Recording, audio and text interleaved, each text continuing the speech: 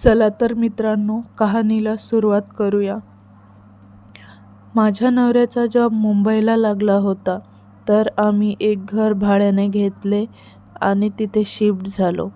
माझा नवरा ऑफिसमधून खूप उशिरा घरी यायचा, कधीकधी तर 1 पण वाजत होता. त्यामुळे मी एकटीच घरी होते. मी रात्री जेवण करून झोपी गेले आणि मात्र थोड्या वेळाने मला जाग आली. दरवाजा कोणीतरी ठोकत होतं. मी घड्याळात बघितले तर 12 वाजले होते. मला वाटलं एवढ्या रात्री कोण असेल, माझे मिस्टर तर नसेल. म्हणून मी दरवाजा उघडला आणि बघतो तर तिथे कोणीच नव्हतं. मला वाटलं माझा भास असेल.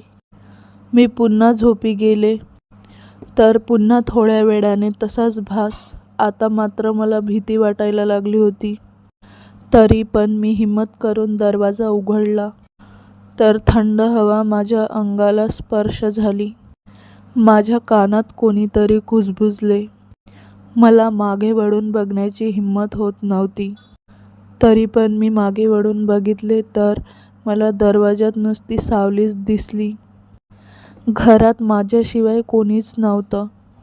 खूप हिम्मत करून मी त्या सावलीजवळ गेले तर तिथे एक बाई होती आणि ती रडत होती.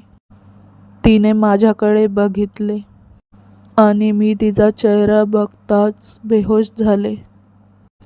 तिचा चेहरा जळालेला होता. सकाळी मला होश आल्यानंतर माझे मिस्टर माझ्याजवळ होते आणि त्या घरमालकीण पण होत्या. मी माझ्यासोबत घडलेला सर्व प्रसंग त्यांना सांगितला. तर घरमालकीण म्हणाली, ती तीच असेल.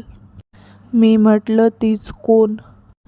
तर ती म्हणाली, काही वर्षापूर्वी इथे एक नवविवाहित जोडपं राहत होतं आणि तिच्या नवऱ्याचे दुसऱ्या मुलीवर प्रेम होते. त्यामुळे त्यांच्यात रोज भांडण होत होते. एक दिवस तिने रोजच्या भांडणाला कंटाळून स्वतःला जाळून घेतले. तेव्हापासून तिची आत्मा इथेच भटकत राहते आणि तुम्ही पण नवविवाहित आहात म्हणून ती तुला दिसली, असे ती म्हणाली. तिचे बोलणे ऐकून आम्ही दुसऱ्या दिवशी दुसरीकडे शिफ्ट झालो.